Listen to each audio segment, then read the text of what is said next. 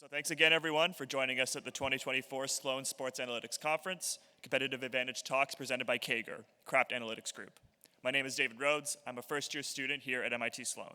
And it's my pleasure to introduce the presentation, Inside the Glass, the Making of NHL Edge IQ, presented by AWS.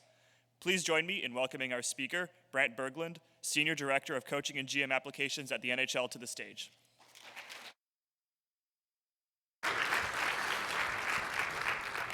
Good morning. I've got 25 minutes. I have way too much here. I'm going to try to go fast, which is difficult, as some of my friends in the room can attest, because I'm a pretty verbose person. Last year, Corey Jass rocked the hoodie up here in one of these panels or one of these presentations, and I tried to do that this morning, and I felt like I looked like I just got out of bed.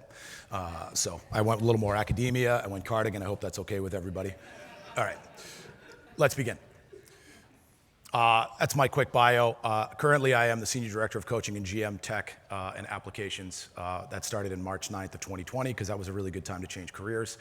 Inside of that, I do a lot of advocacy and work with our partners on projects like the AWS projects and other things like that. I kind of am an advocate, like I said, in those capacities, and also help work with our data team and those companies to develop things like you're going to see today. Before that, I worked at a company called Exos, which was purchased by Catapult. We developed the first iPad application to be used on benches across the league. Before that, I was a Bruins video coach for 8 years, and I'm currently a youth hockey coach. I've coached kids from learn to skate all the way through high school, and I serve as a director of player development on a board in a youth hockey association in Massachusetts. So the power of sport at the bottom of the screen there, I've seen it, I love it, I live it. I'm fortunate enough to witness it in a granular way when I get on ice with kids, when I talk to pros. I can't thank the career, the life I have enough. I'm so grateful for everything I have, and it's an honor to be here today with you guys as well. So when we built our tracking systems, it gave us both a gift and a burden. The gift is all this data we have. 60 times a second we get the puck, 12 times a second we get player information, which is wonderful, but that's not enough, right? We obviously want to develop off of that. And development, that's resources, it's time, it's money. Outside of that, it's support. When we think about what it means to support, you can see our equipment staffs across the league and everything they have to do on a nightly basis to make sure those lights in the tags are flashing.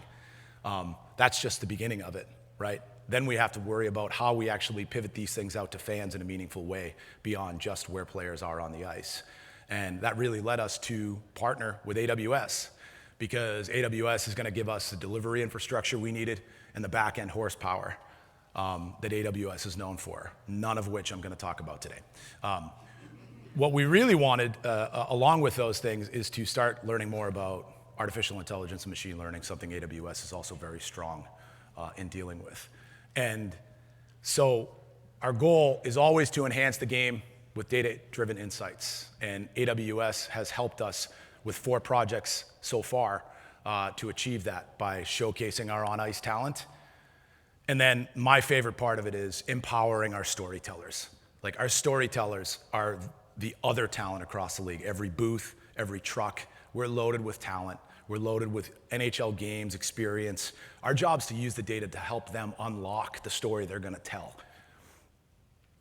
So the first thing we tackled, because we wanted something very soon, was something that looked at shots and saves by location. Chris Baker and I believe Sam Wood directly did a lot of work on figuring out the regions on the ice that we were going to use, which you can see there, and you can see on our Edge site now too. We spent a lot of time coming up with a name for it, and we called it Shot and Save Analytics. And so, like I said, we wanted it soon, but we don't want to miss, and we wanted it to be impactful. And tracking data was very new then. We had just really started importing it on a nightly basis. But we wanted it to be simple, but not basic. And Matt Barros is probably laughing, because I've used that my whole life. That's something that's critical when you do these things, right? Simple means everybody can understand it. Basic means nobody's going to care about it, right? And they can be mistaken for each other quite frequently. But we gave the broadcasters a tool, like you see up in the top right, to really slice into those opportunities. Of course, the first thing everybody did was look up Alexander Ovechkin and where he shoots from on the power play, because the big yellow one's the sun. I mean, we know where he shoots from, but still it tells us an interesting story. What I loved was the other things people started to do. And down the bottom there, you can see, I think that's 20, what year was that? The 2021 postseason. Vasilevsky had 204 saves on 211 shots in the first period in that playoff year. That's incredible, the start he had in games. And the NHL Network was able to pivot that data into a great graphic like that to show how dominant that presence was in the game. The challenge with all this is something that we have to have someone have an inkling to look up. It's not something that actually just pops up on the screen for them. So the next thing we did really dove into the tracking data and was immediate, and it was piped in, it was pushed to the broadcasters. We're introducing you tonight to face-off probability, which uses player and puck tracking data and hundreds of thousands of face-offs for over a decade of historical NHL stats. It generates predictions for who will win the face-off based on the players on the ice, location of the face-off, and current game situation.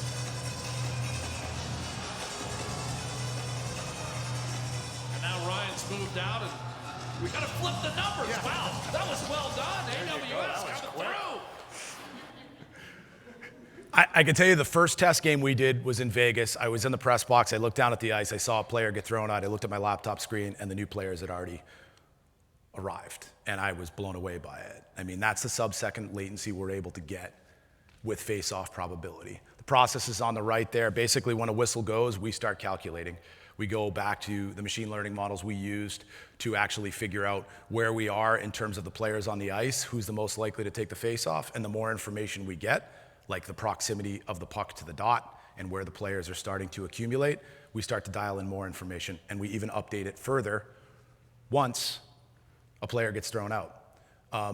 So it's turnkey for broadcast. That's the biggest thing. We just push it out. John Buccigross told me what he loves the most about it is that it's a bite-sized nugget of information that you can either talk about or not talk about, but the viewer always gets something out of it, and that's outstanding, because if they see it and they want to mention why the numbers are the way they are, they can, but they don't have to.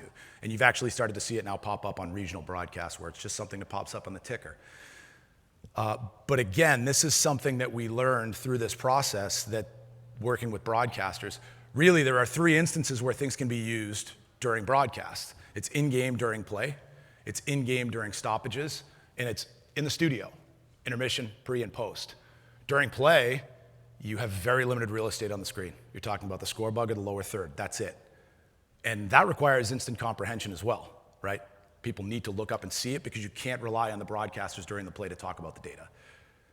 Stoppages are great, but they're unpredictable. I believe there was a game this week where they did not get to the third TV timeout of the period, which means there were no stoppages for at least 6 minutes of play, or the stoppages were involved goals. There's a couple other punch-outs there. But that's why the stoppages. It's about 60 per game that there's face-offs, 60 or so face-offs per game, but it's very unpredictable, and at the same time, you have to worry about how many other things are trying to be run during those stoppages in play. People want to see replays. The talent wants replays. There's going to the studio to talk about what's coming up during the intermission, and then you have the channel broadcast, or the channel actually talking about what's coming up after the game. You know, tonight after Sunday Night Football at 60 Minutes, followed by Murder, She Wrote. And you're competing against all these things. But we've done a decent job, and Shot and Save was very good for the studio segments too, but you need research tools for those deep dives. So we were kind of tasked with providing broadcasters something you can use in every one of those situations. And we felt like we got there with opportunity analysis, something we launched soft at the end of last season. Time now for NHL Edge IQ, powered by AWS, the official cloud infrastructure provider of the NHL. We're talking opportunity analysis, which leverages AWS machine learning to assess the quality of a particular scoring chance and the likelihood of a shot resulting in a goal based on NHL Edge data. So Jamison Coyle said it better than I ever could there. He described it perfectly. We basically were tasked with coming up with something to be equivalent to QBR. I don't mean to misspeak because I'm sure everybody in this room knows further. I believe QBR took 7 years to develop and implement, right? So we aren't going to get there quite out of the gate the way we want to with that, but we wanted to do something that was goal scoring oriented and versatile. So what we have down the bottom of the screen there, we actually, let me step back. We look at 4 different shot types that are based off of 2 parameters. Does the puck cross the blue line? Does the puck cross the middle of the ice? That's all within 5 seconds leading up to the shot. Those 2 parameters give us 4 different outcomes. Both, neither, cross only, or rush only. Those are 4 different models we used, and we output the features. There's 25 to 27 depending on what shot type it is, and how much those actually raise or lower the baseline projected goal rate. So we're actually not just telling you what the projected goal rate is, but we're telling you why the model feels it's that way. This is one of the interesting ones we found. There's nuances that happen, and we don't have quite the number of shots we need in those situations, like breakaways. What happens on a breakaway? What does the goalie tend to do? What's he always coached to do? Anybody, just yell it out. Okay, we saw that coming out of the net raised the projected goal rate. And I don't know the terminology for it, but basically it's using that to raise the projected goal rate because that's the only situation it's happening. And it knows that in that instance, goal scoring is a little higher than it normally is, right? So we need to get more. I mean, how many breakaways are there a week? 5 or 6 across the league? Like, there's really not that many, especially when you get later on in the season. So, we need more data, and we'll be rerunning the models later on in the year. We pause this as we try to get better with our own shot model development, the actual automation of shot detection, which is something that's pretty amazing, and Chris Baker's team has done a wonderful job of bringing that along as well. It's very deep for in-game use beyond just projected goal rate. We do think that you could have this sort of top 5 factors, the positives, the negatives, whether they were major impacts. We think that that could be a score piece that could pop up, or a report card that could pop up after a goal during a replay on the bottom side of the screen that tells you a little bit more about it. But let's watch an example of it. We're going to take a look at how Jack Eichel affects the play as both a scoring and passing threat. On this particular play, he makes a great pass to Jonathan Marchessault for a goal, the 6th time Eichel has assisted on a Marchessault goal in the playoffs. According to the NHL AWS opportunity analysis, this comes in as a high-rated attempt with a projected goal rate over 50%. Now, the green section you see there indicates that 70% of the influence for the rating on this opportunity came from Ottinger's angle to the puck at the point of release and his distance to cover. He had an 82.10 degrees to span. Just rolls off the tongue. 6.30 feet to cover. Jack Eichel's been so dynamic in these playoffs and so elite. He's finding that elite level once again. But watch this. Pause it right there. So you're going to get this. Jack Eichel's got this puck right there. And you're sitting there and you're kind of looking. So here's the angle that it's going to end up being. We'll get to that in a second. But he's got it here, and you've got Marchessault in front, and he's not really open right now, but he's going to do a phenomenal job, Dano, of dropping back and kind of finding that hole. And Jack looks like to me like he's looking shot, like even a pass off pads or something. He's not. He ends up zipping. All the attention's to him, and he sees something different. Roll it forward here, and this is going to get this over to Jonathan Marchessault. And bang, right there. I mean, look at this. So I cut that because one of the challenges, along with what we heard where EJ Radic was really trying to do geometry for the broadcasters, we have to also communicate this stuff to the graphics crews and the truck producers, right? Like, it's not just the talent. The talent's easy. The segment I had on there before the Jamison Coyle introed, I couldn't cut. I didn't have the heart to cut it because Andrew and I, one of my partners from AWS, we were on the call with NHL Network, and we had this scenario that we saw, and we kind of broke it down, and we couldn't talk because Mike Rupp and Devin Dubnyk jumped all over it, and it went from a 5-minute segment to them demanding the producers bring in nets, goalie pads to talk about pass-off pads.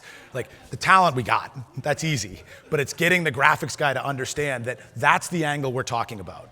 Tag to middle of net to puck. That's the angle we're talking about. But the story behind it is the shot pass, the shot fake by Jack Eichel froze the goaltender so badly and mesmerized the defense so much, and Marchessault going and calling for the puck, like picking his spot where he was going to.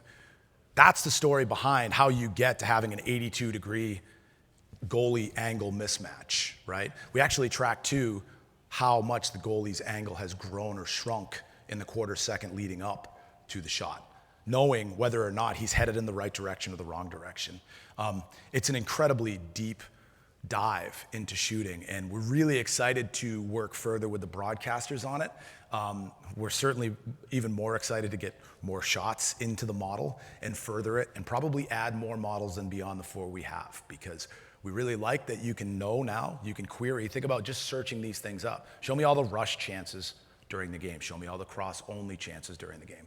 Show me every time in the game where my goaltender, if I'm a coach, was off-angled by more than I would think is acceptable. But in the end, everybody wants that QBR, everybody wants that PGR, but when you throw that up on the screen and there's no integrity behind it, who cares? So we've really spent a lot of time diving in and trying to get this right. So for the next thing we did, we really kind of went a different way, and we said, all right, let's not use machine learning for this yet. Let's find something that people have talked about forever on broadcasts and start to try to pivot it into a way that people can use it and understand it. And it still meets those 3 criteria: studio, live in-game, stoppages during games. And this guy's gonna tell us a little bit about it. I think what I've always called is like the ice tilts downwards, you know, it's almost like you're just like going and going and going at them, where it's like, you know, you got 4 lines rolling and, you know, the ice is tilted where like you're just forechecking, the puck's always ending up in their low zone. You can kind of feel it. It's not just like a 1 or 2 shifting, it's like a 3, 4 leading into a 5, 6 where you're just like rolling, and then usually on the 4th shift, that's where you score the goal, you know, so. It's amazing you say that, because that's actually what we call it, an ice tilt. And what we're going to do is is that what you guys call it? We're calling it an ice tilt, yeah. And we've heard it for years on broadcast. Why not call it that? Seriously, yeah. I mean, it is. That wasn't staged, that was completely organic, and that could be one of the highlights of my career. The fact that I asked him about momentum and he gave us the name of what we're actually building back to me. This is gonna be one of those asides I talked about. My first year working with the Boston Bruins, and this would be a trivia question too, I suppose. Robbie Ftorek was the head coach. Can anybody name the assistant coaches on his staff? I don't count. Okay, Wayne Cashman was one. Jim Hughes, the Hughes father, was the other one. And we used to cut up VHS tape to break down game film. And this is the same career where I'm at the All-Star game explaining things that we're developing through machine learning to his son. If that doesn't tell you how much of a roller coaster the past years have been from a sports technology standpoint, I don't know what else does. But I really loved what he talked about there. He talked about it being a territorial advantage. It is. He talked about occupying the offensive zone. That's the big thing, and we'll get to that in a second. The location of the players is really what we want to look at. Not where the puck is, where is the play itself? It has to span multiple shifts. He talked about that. It can't just be one shift. It's got to be multiple shifts in a row, and that's momentum. So it also has to look backwards in time. So is that zone time? Well, you can calculate zone time by player, or you can calculate it by puck. Generally, we think we do it by puck, and then we look at where the players are, the players that are on the ice, where the puck is. Here's my issue with that. The 3 examples on the right side, and I hope everybody can kind of see that with the brightness, but they're 3 completely different types of plays that are all going to accumulate zone time for one team, defensive zone time for one team or another, right? So when we look at that, how do we qualify those as even remotely close to the same play? Because the first one's a dump in and a line change where 5 players are still in the neutral zone. The second one is a neutral zone regroup where everybody's in the neutral zone besides the puck carrier, who's inside one blue line. And the other one is an offensive zone play where all but one skater is below the dots. But sure, -1 for defensive zone time. It's not the right way to look at this type of a dive. It doesn't measure momentum either. We just really feel like we're onto something with the location of the play, and what we are doing is we're actually looking at that location of the play over 2 minutes and creating an average of that location. And that's how we're quantifying and calculating ice tilt. But again, I like to go back to the talent, and they can talk about it. Dave Reed played 964 games in the NHL, was known as a defensive forward, but scored 20 goals at least once or twice. He told us he wasn't a data person and was not into analytics, and then he proceeded to break down the graph we had displayed in front of him and tell us how to make it better for his broadcast. So just remember, when hockey people tell you they're not good at something, they're lying. You're talking about is right here. This is New Jersey's zone, and this is the Flyers zone. And the moment we're going to talk about is this stretch of the graph here. So as you can see, as the graph drops down, these red lines are actually power plays for New Jersey. And there was a 5-minute power play right in here at the end of the first period. This is your first period, our second period, and our third period. When the line is above center ice, such as this is New Jersey's zone, that means that the ice is being tilted by the Philadelphia Flyers, and they are taking it in the zone and playing hard against New Jersey. This is what we're going to look at. This stretch of 2 minutes on ice where the ice got tilted in favor of the Philadelphia Flyers. We're going to roll the tape. We're going to have a look at exactly what I'm kind of talking about and why it was like. Starts off with a face-off. Sometimes you can't win a face-off on your own. You've got to have help on a face-off. Flyers jump on face-offs. The New Jersey Devils not quite prepared. This is how you start to tilt the ice. When you get the puck, let's let this roll through. You get the puck. Now you can control play. Back down deep. It's hard on the forecheck. I hate yada-yadaing through his stuff. It's so good, but I had to. On the wall, you win these one-on-one battles. This is how you start to create momentum in the game, and that's exactly where the Philadelphia Flyers were on their toes in this whole situation. At the end of it, Nico Hischier ends up taking a penalty. Yeah, and something to keep in mind with the ice tilt metric is that it measures where all 10 players are on the ice. It's not just offensive zone time, which tracks where the puck is. If you dump the puck in, this doesn't pick up. So you just can't dump the puck in and say, well, the ice was tilted because the puck was dumped in. You actually have to have possession of the puck. You have to be working the puck down low. As we saw the Philadelphia Flyers, that whole sequence, that whole 2 minutes, they had control of the puck. They won the one-on-one battles. They were outnumbering, or even when they were outnumbered, they were winning the battles, and they were getting pucks to them. So Dave just does a remarkable job breaking down the video. He only used about 1 minute and 15 seconds, and he actually spoke about it for 2.5 to 3 minutes. So I had to yada through a lot of his stuff to make it fit for today. But again, all this stuff you can find on NHL.com and on YouTube, so please go look it up. But essentially, like, this is a very tumultuous game. You can see the colored lines, and those are the power plays, which we leave right in. But you can really see the moments where there's responses to power plays, where the other team immediately takes it back the other way. We're able to talk about the time with tilt. So if you look at the Flyers in the third period, they played with the tilt for 17 out of 20 minutes, 24 out of 20 minutes, right? That's impressive. The time beyond the blue line, where they had the tilt beyond the blue line, in the third period was 4 minutes and 26 seconds. It's almost a quarter of the period where the play was inside the Devils' blue line. So we also have the ability to kind of pivot this stuff out into data points. Down the bottom, I'm going to start on the bottom right here. That is the play location broken down in 10-foot bands with the time spent inside of each one of those bands, right? So over that 2 minute span, 1 minute and 30 of it, 1 minute and 38 of it were spent, the play was 5 feet or more inside the Devils' blue line. That's an incredible domination of several shifts in a row. And Dave Reed told you why. Great puck possession, great shot selection, great puck recovery, getting above the puck when the other team does possess it, making it hard for them to skate uphill, right? These are the things we've heard on broadcasts all year, and we're really attempting to allow that to be represented.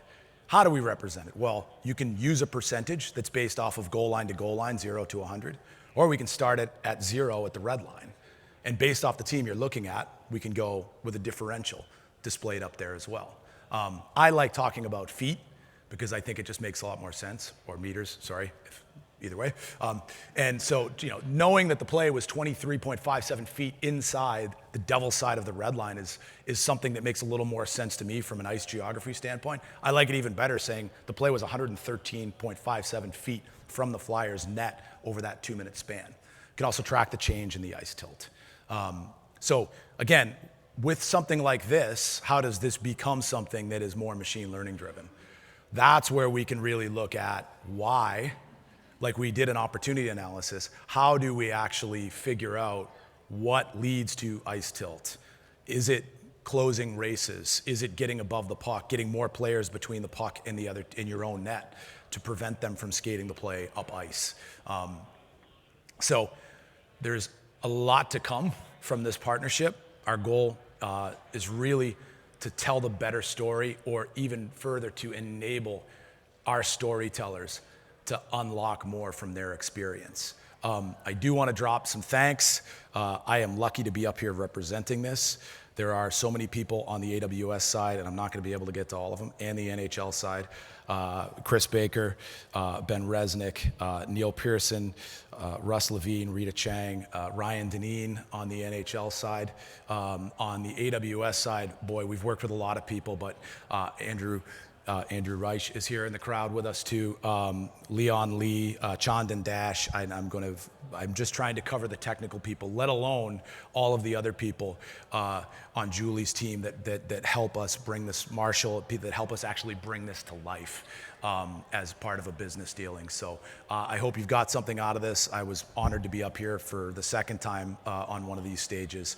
I don't know that I belong here, but I always feel welcome, and I appreciate this, and I hope you take something out of it going home. Thanks.